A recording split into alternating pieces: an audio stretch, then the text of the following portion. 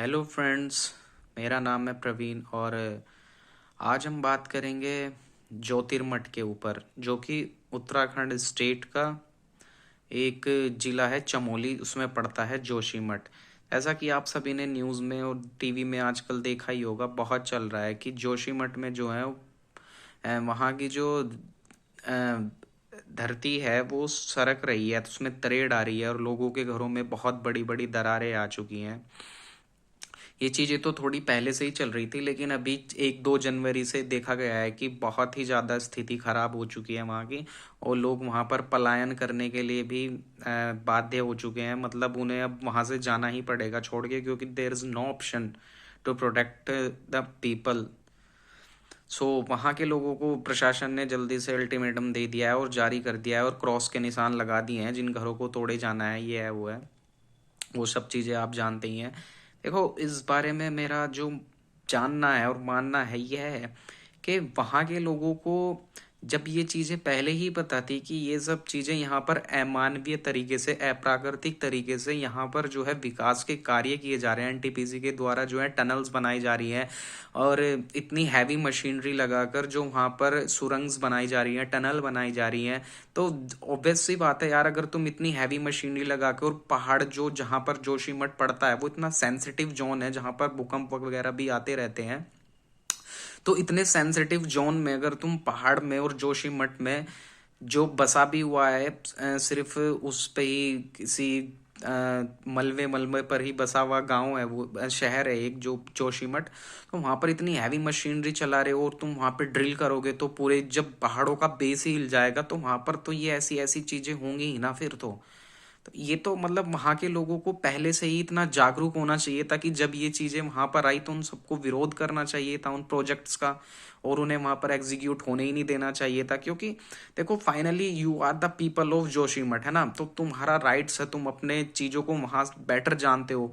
Even तुम सरकारों से भी और किसी भी प्रशासन से भी ज़्यादा जानते हो, क्योंकि तुम वहाँ के स्थानीय लोग हो, तुम्हारे दादा बाबा बुजुर्ग और तुम स्वयं जानते हो कि पहाड़ों की कंडीशंस क्या होती हैं।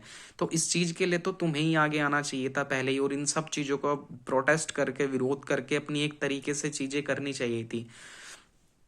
लेकिन अब तुमने नहीं किया, तो फिर तुम्हें अब ये चीजें देखो, फाइनली अब क्या देखना पड़ रहा है। क्योंकि यार जब घर है, घर सिर्फ मिट्टी या ईंट पत्थर का ही नहीं होता है। घरों में उन लोगों के इमोशंस, उन वो अपने फैमिली के साथ टाइम स्पेंड, फ्रेंड्स, फैमिली, सब वहाँ के जो इमोशंस, सब चीजें होती हैं, उस सब चीजों को, उन सब चीजों से मिलके असली घर बनता है, ना कि सिर्फ ईंट पत्थर सीमेंट से घर बन जाता है।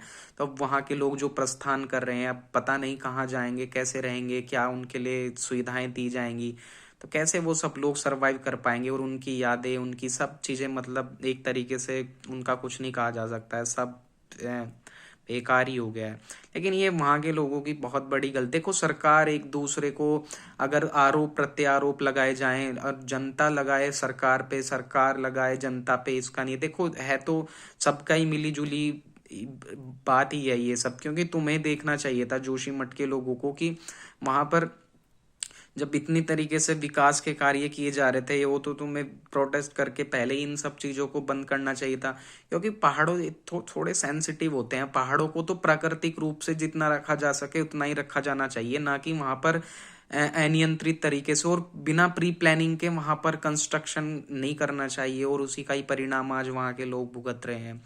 अब देखो, लोग कहते हैं यार कि अब कोई कहता है कि प्राकृतिक आपदा है ये, या कहें कि मानवीय है, या कहें कि सरकार की है, या कहें कि ईश्वर कर रहा है। अब मैं तो यार, मेरा तो ऐसा मानना है कि ईश्वर तो नहीं कर रहा है यार। कि ईश्वर मतलब अगर भगवान किसी के घरों में दरार थोड़ी ना लाएगा यार। एक तो हम उसे कहते हैं, हम अपनी बात, एक परमात्मा ही तो है जिससे हम अपना सब बातें करते हैं और उस पे ही विश्वास करते हैं, तो उसको तो कहा नहीं जा सकता। ये तो सब एक हमारी ही गलती है, इसको कहीं ना कहीं हमें स्वीकार करना होगा। और आगे के लिए तुम सबको, पहाड़ में जो भी लोग रहते हैं, उनको जागरूक होना होगा कि इन सब एक्टिविटीज और अनियंत्रित विकास की प्रक्रियाओं में इन सब का विरोध करने के लिए हमेशा तैयार रहना चाहिए। क्योंकि देखो, पहाड़ों में इतना विकास सस्टेन नहीं कर पाता है, इतनी चीजें नहीं चल पाती है पहाड़ों में।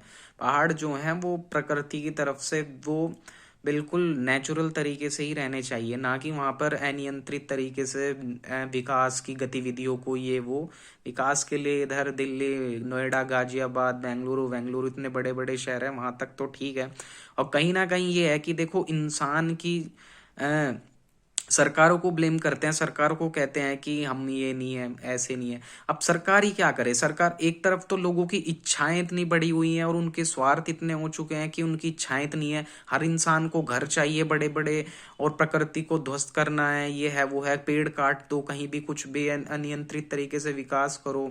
और फिर उनको विकास भी चाहिए और बड़ी बड़ी गाड़ियां भी चाहिए, इंडस्ट्री। अब किस ये बड़ी बड़ी गाड़ियां, तुम्हारी जो बड़ी बड़ी इच्छाएं कैसे पूरी होंगी? अब सरकार को वहां पे कुछ तो लगाना पड़ेगा ना।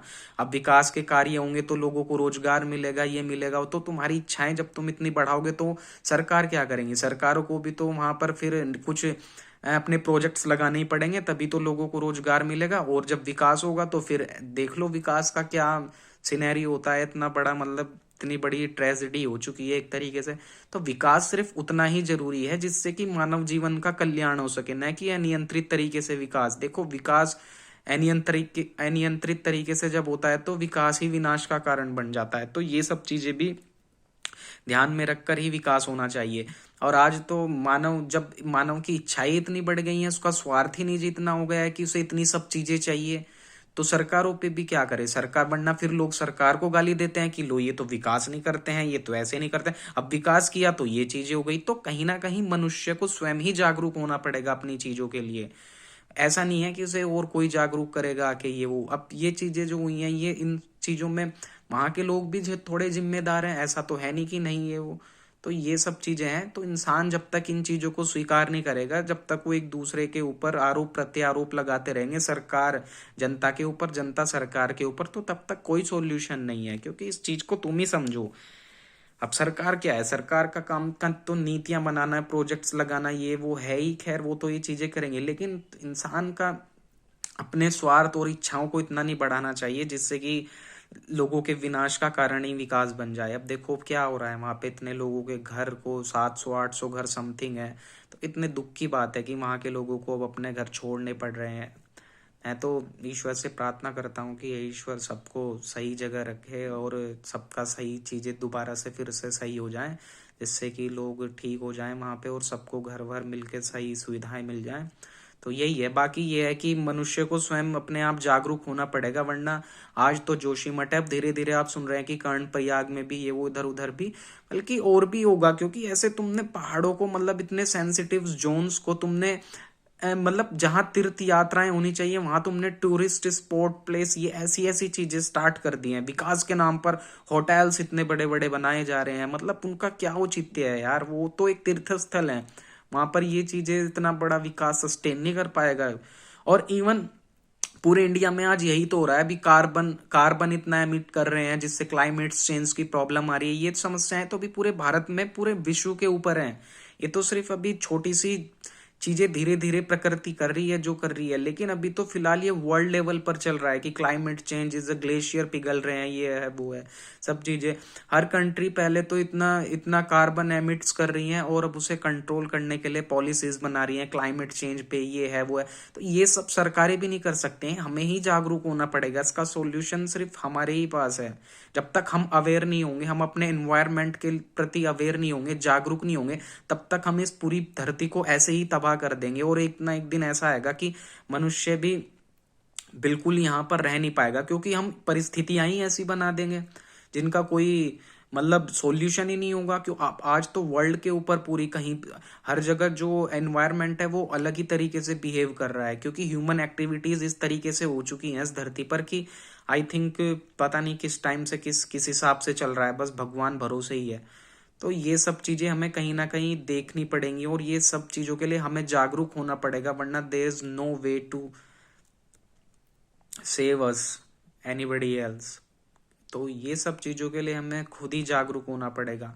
और ये तो पूरे दुनिया की बात ही होगी अब तो, ऐसा तो चीजें ऐसी चल रही हैं। तो अब देखो विकास, लोग कहते हैं विकास रोजगार ये वो, अब विकास के लिए क्या? विकास के लिए सरकारों को क्या करना पड़ेगा? नए इंडस्ट्रीज लाने पड़ेंगे, नए प्रोजेक्ट्स ये वो। अब जब चीजें आएंगी, क्योंकि लोगों की इच्छाएं इतनी है तो सरकारें प्रोजेक्ट्स लाएंगी, प्रोजेक्ट्स लाएंगी तो वहां पर अब विकास का कार्य होगा तो कार्बन एमिट्स भी होगा, एंड क्लोरोफ्लोरोकार्बन भी निकलेगी, कार्बन डाइऑक्साइड्स भी निकलेंगी, और फिर ये सब चीजें होंगी। फिर तो है मानवीय तो कहीं ना कहीं ये है कि हमें अपनी इच्छाओं और अपने स्वार्थों को छोड़ना पड़ेगा थोड़ा, और मानव कल्याण के लिए काम करना पड़ेगा, जो कि उसी से ही समस्त संसार का कल्याण हो सकता है, ना कि अपने स्वार्थ में और अपनी चीजों के लिए। तो प्लीज अगर आपको ये इन्फॉर्मेशन अच्छी लगती है और अगर आपको लगता है कि मैंने सही बताया है, तो प्लीज लाइक कीजिए और शेयर कीजिए और कमेंट कीजिए जो भी आप इस बारे में सोचते हैं।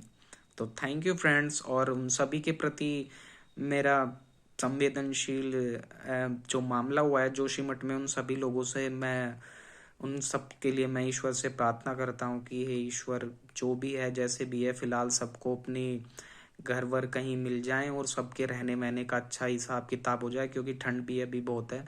तो मैं उन सभी को ईश्वर से उन सब के लिए प्रार्थना करता हूँ। ओम शांति। ओम नमो शिवाय।